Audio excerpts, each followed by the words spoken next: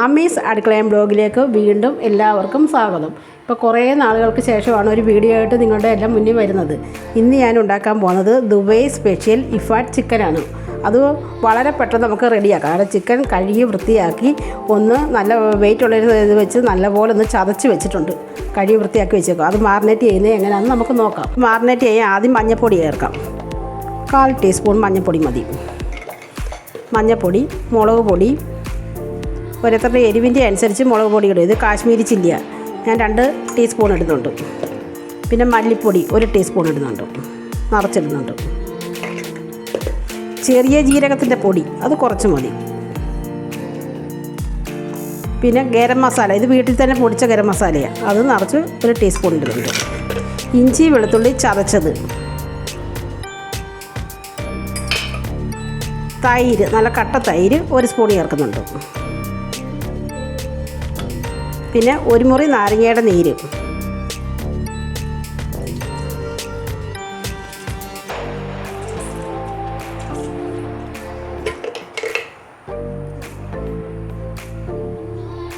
ആവശ്യത്തിനുള്ള ഉപ്പ്. ഇത് നമുക്കിപ്പോൾ തലേ ദിവസം മാറിനേറ്റ് ചെയ്ത് വെച്ചാൽ നല്ലതാണ്. അതല്ല എങ്കിൽ വൈകിട്ടുണ്ടാക്കുവാണെങ്കിൽ രാവിലെ ചെയ്ത് ഫ്രിഡ്ജിൽ വെച്ചിരുന്നാൽ മതി. അത് വെള്ളമൊന്നും ചേർക്കണ്ട. ഈ സമയത്ത് നമുക്ക് ഉപ്പൊക്കെ നോക്കാം. നമുക്ക് കൈ കൊണ്ട് ചെയ്തെങ്കിലേ അത് വൃത്തിയായിട്ട് നല്ല എല്ലായിടും ഉപ്പും എല്ലാം പിടിച്ച് മസാല എല്ലാം പിടിച്ച് വരത്തുള്ളൂ. നമുക്കിനി ചിക്കൻ എടുത്ത് നന്നായിട്ട് ചിക്കൻ പുരട്ടി വെക്കണം. ചിക്കൻ്റെ എല്ലാ ഭാഗത്തും മസാലകളെല്ലാം പിടിക്കണം.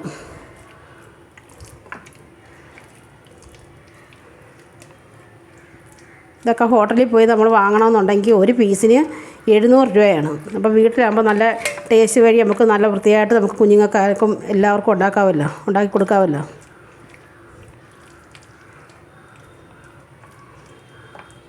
ഈ മസാലയെല്ലാം ഇതേ പിടിച്ച് വെക്കണം, നന്നായിട്ട് തേച്ച് വെറ്റിച്ച് വെക്കണം.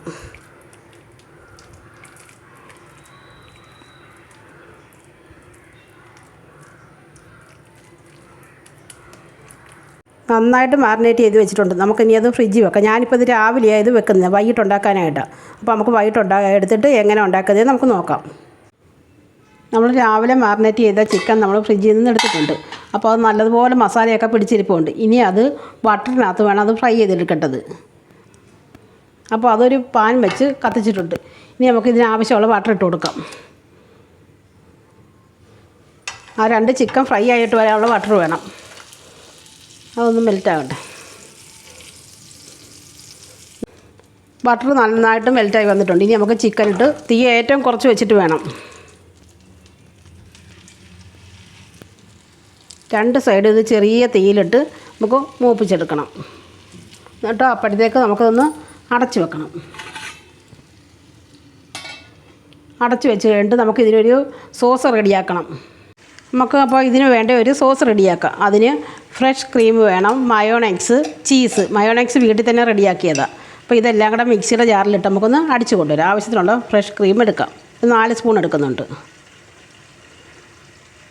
കാരണം അത്രയും ചിക്കനിൽ നമുക്ക് പിടിച്ചിരിക്കണം. അതുപോലെ തന്നെ മയോണൈസ് എടുക്കുന്നുണ്ട്.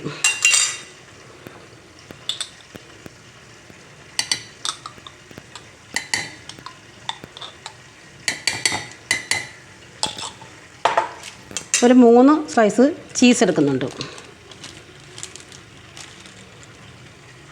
ഇത് നമുക്കൊന്ന് അടിച്ചു കൊണ്ടുവരാം. ആദ്യം നമുക്ക് തുറന്ന് നോക്കാം.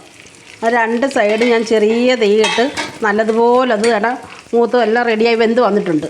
സൈഡിൽ നിന്നെല്ലാം മാവെല്ലാം അതിൻ്റെ മസാല എല്ലാം അങ്ങോട്ട് കോരി ഒഴിച്ച് ഇരുന്നിട്ടുണ്ട്. അപ്പോൾ അത് റെഡി ആയിട്ടുണ്ട്. ഇനി നമുക്ക് ആദ്യം നമ്മൾ റെഡിയാക്കി വെച്ചേക്കുന്ന ആ സോസ് നമുക്കതിൻ്റെ മണ്ടയ്ക്കോട്ട് ഒഴിക്കാം. അത് മൊത്തം നമുക്കങ്ങോട്ട് ഒഴിക്കണം. ഫുള്ള് കവർ ചെയ്തിരിക്കണം. എന്നിട്ട് ഏറ്റവും സിമ്മിലാക്കിയിട്ട് ഒരു 5 മിനിറ്റ് നേരം കൂടെ ഒന്ന് അടച്ച് വെച്ചൊന്ന് വേവിക്കണം. ചിക്കനെ ഫുള്ള് കവർ ചെയ്തിരിക്കണം.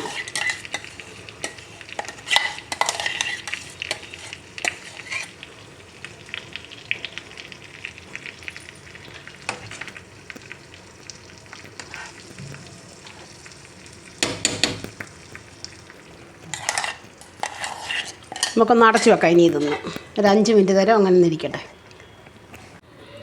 5 മിനിറ്റ് ആയിട്ടുണ്ട്. അപ്പോൾ നമുക്ക് തുറന്ന് നോക്കാം. ആ ചീസും എല്ലാം നല്ലതുപോലെ അതിൽ പിടിച്ചിട്ടുണ്ട്. അപ്പോൾ നമുക്ക് ഗ്യാസ് ഓഫ് ചെയ്യാം. ഇഫ ചിക്കൻ റെഡി ആയിട്ടുണ്ട്. അപ്പോൾ ഇതെല്ലാവരും ഒന്ന് വീട്ടിൽ നിന്ന് ട്രൈ ചെയ്ത് നോക്കണം. പിന്നെ വീഡിയോ ഇഷ്ടപ്പെട്ടാൽ എല്ലാം ലൈക്ക് ചെയ്യുകയും സബ്സ്ക്രൈബ് ചെയ്യുകയും ചെയ്യണേ. ഇഫ ചിക്കൻ റെഡി ആയിട്ടുണ്ട്. അപ്പോൾ എല്ലാവരും വീട്ടിലൊന്നും ട്രൈ ചെയ്ത് നോക്കണേ. പിന്നെ അത് കഴിഞ്ഞിട്ട് വീഡിയോ ഇഷ്ടപ്പെട്ടാൽ ലൈക്ക് ചെയ്യുകയും ഷെയർ ചെയ്യുകയും സബ്സ്ക്രൈബ് ചെയ്യുകയും ചെയ്യണം. ഇത് ചപ്പാത്തിയുടെ കൂടെ, പൊറോട്ടയുടെ കൂടെ, ബ്രെഡിൻ്റെ കൂടെ, കുപ്പൂസോ എന്തിൻ്റെ കൂടെ വേണമെങ്കിലും ഇത് കഴിക്കാൻ നല്ല ടേസ്റ്റാണ്.